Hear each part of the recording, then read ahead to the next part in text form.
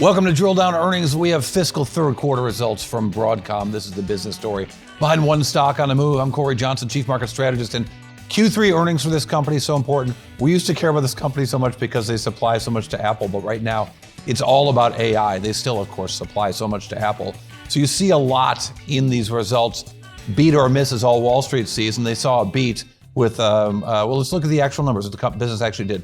$13.1 billion in revenues, up 47% on a year-over-year basis, and a loss, a GAAP loss of $1.9 billion, but a non-GAAP it actually had about $6 billion in income. And a huge tax expense in this quarter that threw off the results. It was a one-time expense relating to a bunch of one-time items, not least of which their VMware acquisition. But their VMware acquisition distorts that sales growth because they acquired this giant business. So revenues in the quarter up 47% over the previous year, but up from the last quarter and the quarter before that. So this business is growing really fast. Think about Broadcom, right? You can't help but think about acquisitions if you think about the stock, because the stock ticker is AVGO from AVGO, which was a spinoff from HP back in 2005.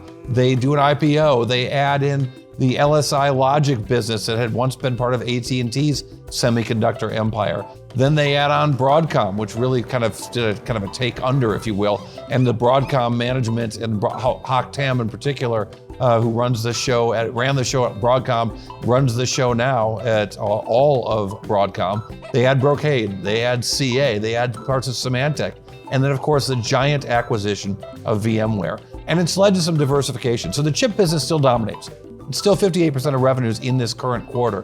But the sudden diversification that VMware gave them has given them a more stable business and a more profitable business. In the midst of all this, an operating margin rebound as well. So the operating margins took a hit with the acquisition of VMware, but are steadily improving every single quarter, up to 29% in the quarter they reported today. Very strong. And within this, chip sales are up only 5%. You would think with all the excitement about new iPhones, we may hear about that even next week from Apple, but also all the excitement that we expect to hear from all things AI. It's not really in this quarter. This quarter was good, but maybe the super excited AI crowd didn't see everything they want. So as a result, in after-hours trading, stocks sold off 7%. Not a huge sell-off though when you take into the context of a 75% rise for the last year. Compare that to the S&P 500. If I look at my screen, it's less. It's S&P 500, about 25% in the last year. So Broadcom's been a home run under the ticker AVGO. Now, the company says they expect to get for the full year $12 billion in AI revenues, a little bit better than analysts expecting across Wall Street. I don't actually have a projection for that, my own model. I will next time, but we're working on that. But it suggests that $12 billion, again, a little bit better than the rest of the street was looking for, but not fantastic. Bookings up 20%, that's good. But specifically, Hock Tan was asked about analysts trying to sort of trick him into answering questions about whether a delay in NVIDIA's Blackwell will also slow down Broadcom's development into the AI data center market.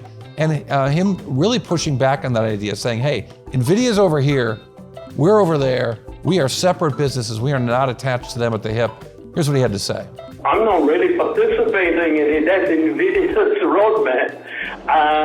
And I'm really not directly in that kind of market, in that kind of product roadmap. That's NVIDIA's product roadmap in terms of Blackwell. Impressive product on the way to coming out. Now, in terms of base technology we developed, of course, it could be used, it could be applied, and we are very happy to share that with,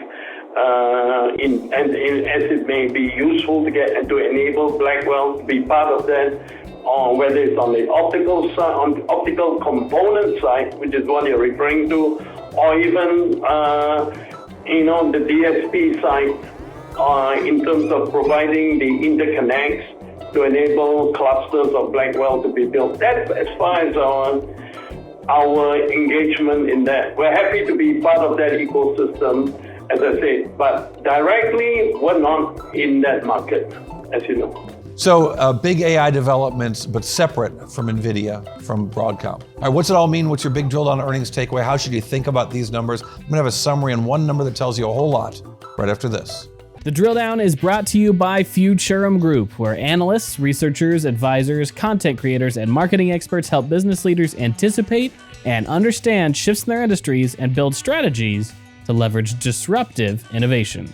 With deep analysis, Futurum Group's extensive industry experience delivers reliable research and data, thought leadership, and actionable advice to help you with your strategy and go-to-market efforts. Futurum Group. So Broadcom, stock up 75% in a year. Q3 earnings are out. Were they good enough? Kinda. $13 billion in revenues, a big increase from the last year because of the acquisition of VMware. And although AI chip sales weren't great in the quarter, neither, in fact, even worse, probably was their business of selling into the handset makers, not least of which is Apple.